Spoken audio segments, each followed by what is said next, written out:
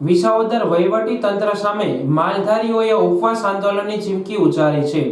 વિગતવાર જોઈએ તો વિસાવદર મામલતદાર તેમજ ટીડીઓ ઓફિસે તાલુકાના માલધારીઓ દ્વારા પોતાના પશુધન માટે ગૌચર જમીન છૂટી કરાવવા માટે તારીખ 9/7/2024 થી માલધારીઓએ પોતાના પશુધન સાથે આંદોલન કરેલું, પરંતુ વિસાવદરના સરકારી બાબુઓ દ્વારા ગૌચર દબાવીને બેઠેલા ભૂમાફિયા વિરુદ્ધ કાર્યવાહી કરવાને બદલે 20 માલધારીઓ ઉપર ગુનો દાખલ કરી બીજી તરફ માલધારીઓ દ્વારા અધિકારી વિરુદ્ધ એક અરજી વિસાવદર ટીડીઓ મામલતદાર તેમજ પ્રાંત અધિકારીને આપીને જણાવ્યું છે કે જ્યાં સુધી માલધારીની નિગરાનીમાં પશુધન હતું ત્યારે ટાઈમસર પશુઓને નિરણ પાણી મળતા હતા, પરંતુ ગઈકાલ રાતથી વહીવટી તંત્રએ માલધારીઓ વિરુદ્ધ ગુનો દાખલ કરેલો ત્યારથી વિસાવદર પોલીસ દ્વારા 20 માલધારીઓની અટકાયત કરેલી અને લોકઅપ કરેલ છે।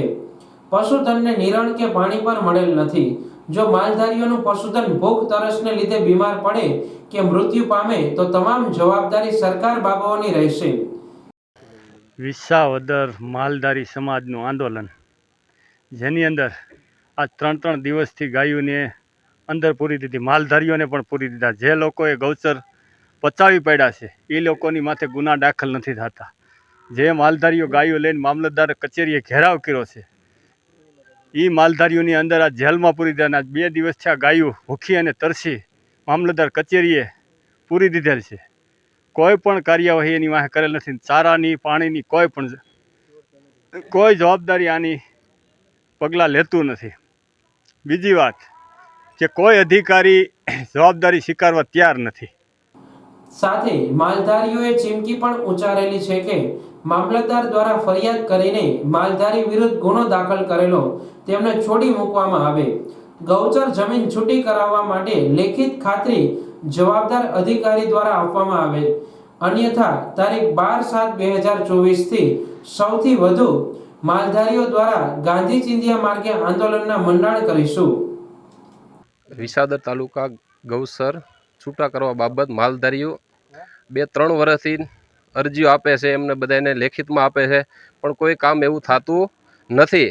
ન છૂટકે અત્યારે આ મૂંગા પશુ છે, આજે ભૂખ્યા રહ્યા છે, બરાબર છે। લગભગ 24 કલાક થઈ છે। જ્યાં સુધી માલધારીઓ અહીંયા ગાઉને બધા લઈને આવ્યા હતા ત્યારે માલધારીઓ નિરણ પાણીની વ્યવસ્થા કરતા હતા। અત્યારે ખરેખર અધિકારીઓની ફરજ છે પાણી અને વ્યવસ્થા કરવી જોઈએ। અત્યારે ગાઉને પડ્યું છે, ગાઉ નીચે એટલી નાકમાંથી લોહી વ્યા જાય છે ગાઉના, બરાબર છે। એટલે ખરેખર આ કેસ માલધારી ઉપર 17-18 જણા માલધારીને પૂરી દીધા છે, કારણ કે ગૌચર છૂટું કરાવાય એટલે નકે એને કેસ કરવા જોઈએ। જે ગૌચર વાળીને બેઠા એને અત્યારે માલધારીને ખાલી આ કેળેથી ઓલા કેળે નીકળે એટલી જગ્યા છે, બાકી ક્યાંય ગૌચર રહ્યા નથી। માલધારી સત્ય લડત ઉપર છે અને એને ખરેખર અત્યારે એની ઉપર કેસ દાખલ કર્યા છે। કેસ ખરેખર આ લોકો ઉપર દાખલ થવા જોઈએ।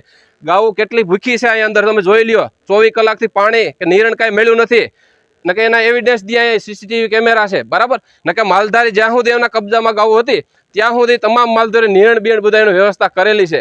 ને અત્યારે હવે આની પરિસ્થિતિ તમે જુઓ, આ ખરેખર આના કુદરત છે ને કોઈ માપ નહીં કોઈને કરે।